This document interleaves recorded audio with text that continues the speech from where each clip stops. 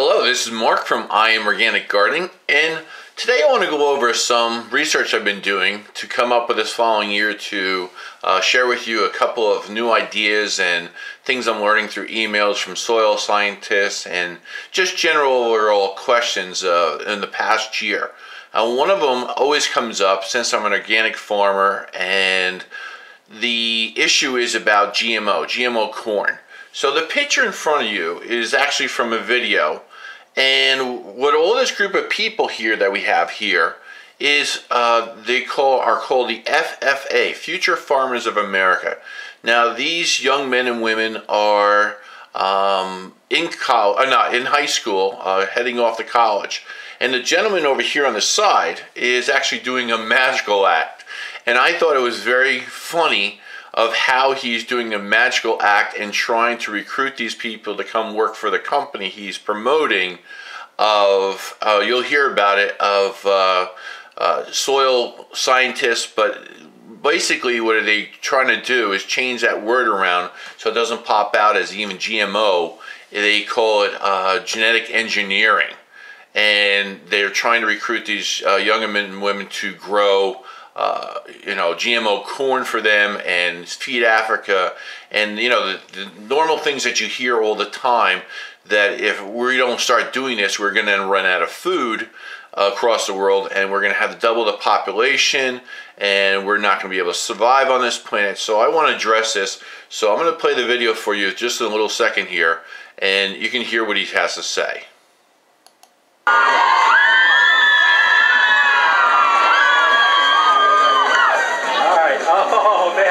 Like feeding chickens.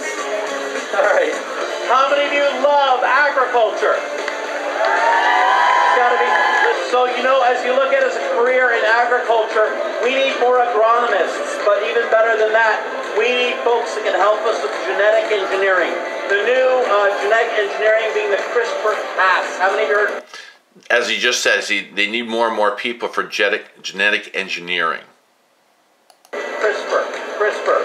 CRISPR is a really great way. We're going to end up feeding people in Africa on arid soils, getting high yields the way we're getting here in the United States, increasing that possibility of feeding the world. That's what Corteva is all about.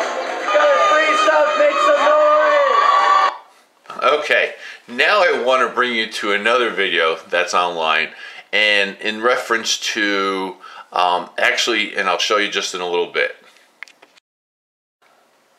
So in this video, I want to show you something very interesting I learned about. This is about speaking. The gentleman, not this gentleman here, and this is going to widen open to a larger screen. The gentleman on the right-hand side is the VP of General Mills, and that's the people who make a lot of cereals, and they have quite a stake in agriculture, of course, to deliver products to us. Now, he speaks about the corn crop. Now, the corn crop he's talking about is GMO corn, and they don't use a lot of it at all.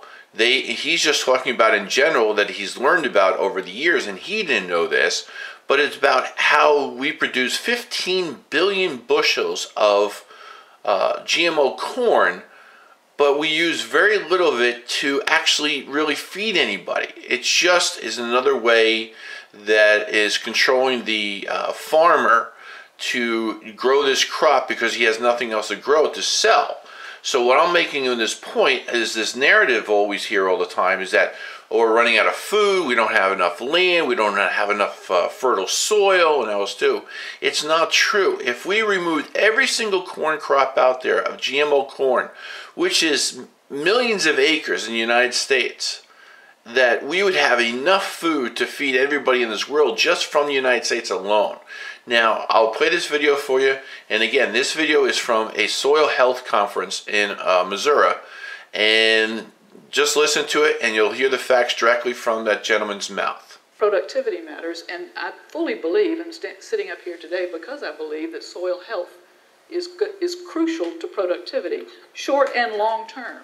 I think there's a deeply engaged set of consumers that is growing. It's a consumer base that's growing. And I think what they're trying to tell us as a big food company is that food isn't a zero-sum game. As I think about what I heard today, I was blown away by the amount of science. And I know that the science has been there and the research is good, but I was really impressed. And then came this talk of how do we link the science and what we know to creating the economic models that give producers a chance to move forward with some level of confidence. That has to happen.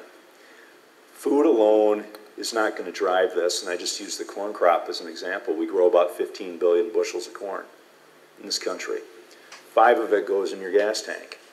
5 of it goes into cows. Now you just heard what he said. 5 billion bushels that we're not feeding anybody with is the excess, and we're making that into gasoline to put into our gas tank today. Another 5 billion is actually being fed to cows. Now there's a lot of studies been going on, and normally cows do not eat grain unless they have to, or corn. They actually cannot process it, so it's a waste because they don't have a gizzard like a chicken. A chicken eats grain, a cow does not, and there's a lot of people in the industry that are finding this out too, so it's just a waste of a lot of energy and fuel to grow these crops. But we're stuck doing it because we have, or farmers have allowed themselves to sign contracts and to grow this corn, but they cannot keep it and they have to return it. I'll replay that again for you. Alone is not going to drive this, and I just use the corn crop as an example. We grow about 15 billion bushels of corn in this country. 5 of it goes in your gas tank. 5 of it goes into cows. 2 of it goes on ships to somewhere else. You put 2 of it in the grain bins. I think that leaves us with 1. Food seed residual. We're not using 1 billion bushels of corn to make cereal and tortillas in this country. So if you think about who plays and who benefits from soil health, we all benefit. So I'm going to be talking about soil health a lot this winter, and I'm going to name it something like soil versus dirt, or dirt versus soil.